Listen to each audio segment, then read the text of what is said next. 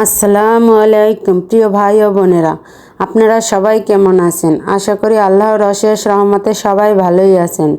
আলহামদুলিল্লাহ, আমিও আল্লাহর অশেষ রহমতে ভালোই আছি। আজকে আমি নতুন একটা নাস্তা নিয়ে চলে আসলাম।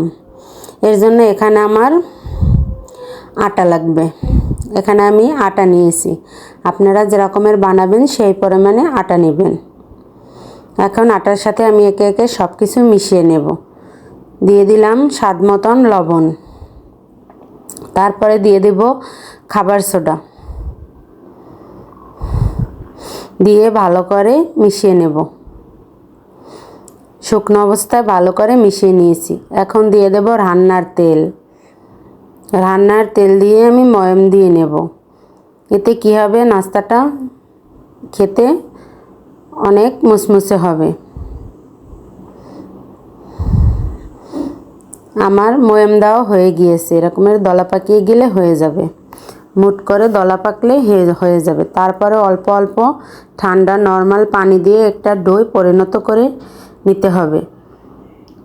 আমি একটা ডোয় সফট একটা ডোয় পরিণত করে নিয়েছি। তারপরে এটা রেস্টে রেখে দিতে হবে। এটা এখন আমি রেস্টে রেখে দিব। এখানে আমি চলে আসলাম পুর বানানোর জন্য। এখানে আমি একটা ফ্রাই প্যানে তেল দিয়ে দিয়েছি। তেল গরম হয়ে গিয়েছে। তারপরে দিয়ে দিব পেঁয়াজ কুচি। পেঁয়াজ কুচিটা একটু ভেজে নিব। ভাজা হয়ে গেছে। এখানে আমি আদা রসুন জিরা একসঙ্গে বেটে নিয়েছি। তারপরে এটা দিয়ে দিলাম, দিয়ে একটু ভেজে নিব কাঁচা গন্ধটা চলে যাওয়া পর্যন্ত। ভাজা হয়ে গেছে। এখন আমি একে একে বাকি সব মশলা অ্যাড করব। এখানে দিয়ে দিলাম ধনিয়ার গুঁড়া, তারপরে দিব হলুদের গুঁড়া। এখন আমি এখানে দিব ডাল। একটু অফ ক্যামেরায় পানি দিয়ে দিয়েছি। এখানে আমি মসুরের ডাল নিয়েছি। মসুরের ডালটা আগে থেকে ভিজিয়ে ধুয়ে রেখেছিলাম। তারপরে দিয়ে দিলাম মরিচের গুঁড়া, তারপর দেব স্বাদ মতন লবণ, দিয়ে আমি ভালো করে কষিয়ে নেব, একবারে শুকনো শুকনো করে। কষানো হয়ে গিয়েছে। এখন আমি সিদ্ধ করার মতন ঝোল দিয়ে দেব।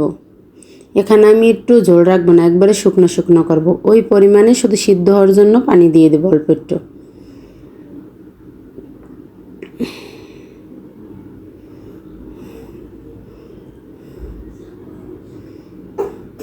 দিয়ে আমি রান্না করে নিছি কিছুক্ষণ। এখন শুকনো শুকনো হওয়ার পরে একটু নেড়ে চেড়ে একটু নরম অবস্থায় উঠিয়ে নিয়েছি। এটা জুড়িয়ে একবার পারফেক্ট একটা পুর তৈরি হবে। তারপর এখানে আমি রেস্টে রাখা আটা ভালো করে মেজে নিয়েছি, মথে নিয়েছি। তারপরে ছোট ছোট লেচি কেটে নিয়েছি। এখন লেচিগুলো রুটির আকারে বেলে নিব। আপনাদের আমি বানিয়ে দেখিয়ে দিচ্ছি। ছোট একটা রুটির মতন বেলে এর ভিতরে ডালের পুরটা দিয়ে দেব। ডালের পুরটা ঠান্ডা হলে এরকমের হবে। আমি একবারে ঝরঝরা করিনি, আমার এরকমের খেতেই ভালো লাগে। ঝরঝরা করলে খেতে অতটা ভালো লাগে না, এজন্য ডালটা ঝরঝরা করি নে। তারপর ডাল দিয়ে মুখটা ভালো করে সিল করে দিতে হবে। কোনোভাবেই যেন মুখটা খোলা না থাকে।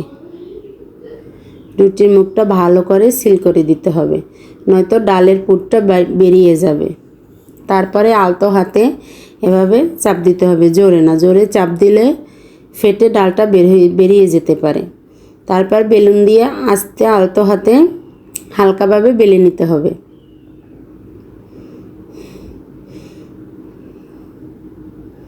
যে সকল ভাই বোনরা আমার ভিডিওটি দেখেন এবং লাইক সাবস্ক্রাইব কমেন্ট করেন, তাদেরকে অন্তরের অন্তঃস্থল থেকে অসংখ্য অসংখ্য ধন্যবাদ এবং ভালোবাসা। দেখুন, আলতো হাতে বেলতে বেলতে আমার একটা পুরি বানানো হয়ে গেছে। আপনাদের সুবিধার্থে আমি আরেকটা দেখিয়ে দিচ্ছি।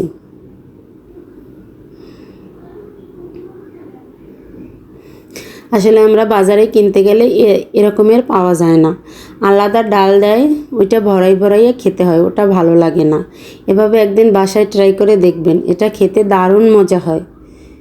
এটার সাথে এটা খাওয়ার জন্য আর কিছুই নিতে হয় না, শুধু এটাই খাওয়া যায়। আর এত স্বাদ না খেলে বুঝতেই পারবেন না যে এটা কতটা স্বাদ। যারা যারা এভাবে খান কমেন্টে জানাবেন। অনেক ভাই বোনরা আছেন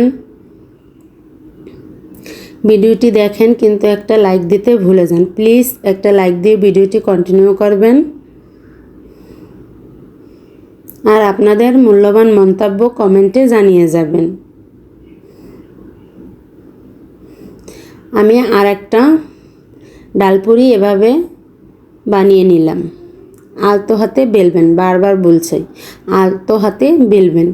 বেশি চাপ দিলে ফেটে ডালটা বেরিয়ে গেলে এটা দেখতেও সুন্দর লাগবে না, তেলও নষ্ট হয়ে যাবে।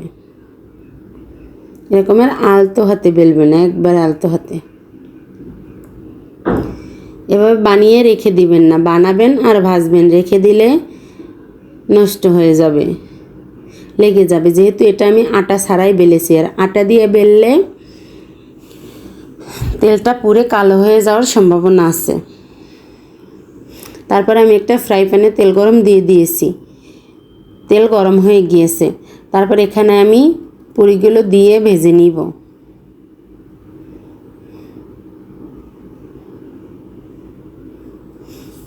এভাবে গরম তেলে দিতে হবে, হালকা গরম তেলে দিয়ে মাঝারি আঁচে উল্টে পুল্টে ভেজে নিতে হবে। আর যদি বেশি জালে ভাজেন তাহলে উপরটা হয়ে যাবে, ভিতরটা কাঁচা থেকে যাবে আর মুচমুচেও হবে না। এজন্য মাঝারি আঁচে উল্টে পাল্টে ভাজতে হবে সময় নিয়ে। এটা খেতে দারুণ মজা হয়।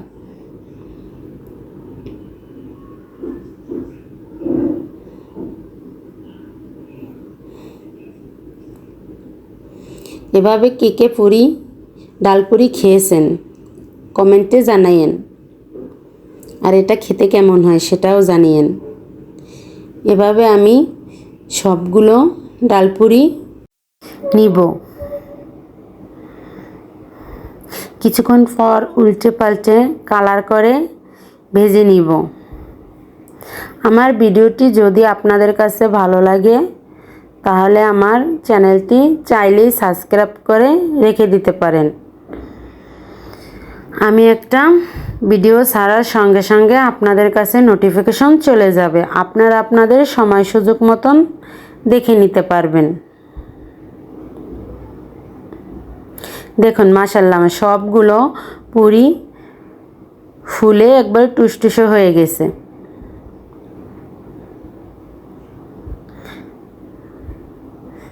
আমার এগুলো ভাজা হয়ে গেছে, এখন নামিয়ে নেব তেল ঝরিয়ে।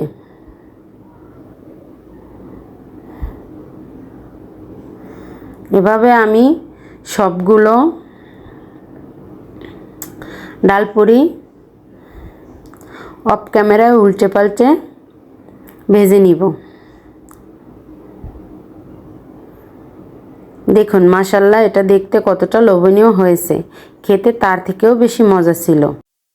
আমি আপনাদেরকে একটা ডালপুরি ভেঙে দেখিয়ে দিচ্ছি যে এটা কতটা পুরে ভরা ভিতরে এবং কতটা খাস্তা হয়েছে।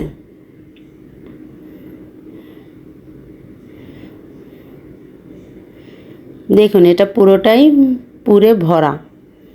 এটা খেতে আর কিছুরই দরকার নেই, শুধু এভাবেই খাওয়া যাবে। আর যদি মনে হয় আপনাদের একটু টমেটোর সস দিয়ে খেয়ে নিতে পারেন। আবার দেখা হবে নতুন আর একটা ভিডিও নিয়ে। ততক্ষণ সবাই সুস্থ থাকুন, ভালো থাকুন। সকলের জন্য দোয়া ও ভালোবাসা রেখে আজকের মতন আল্লাহ হাফেজ।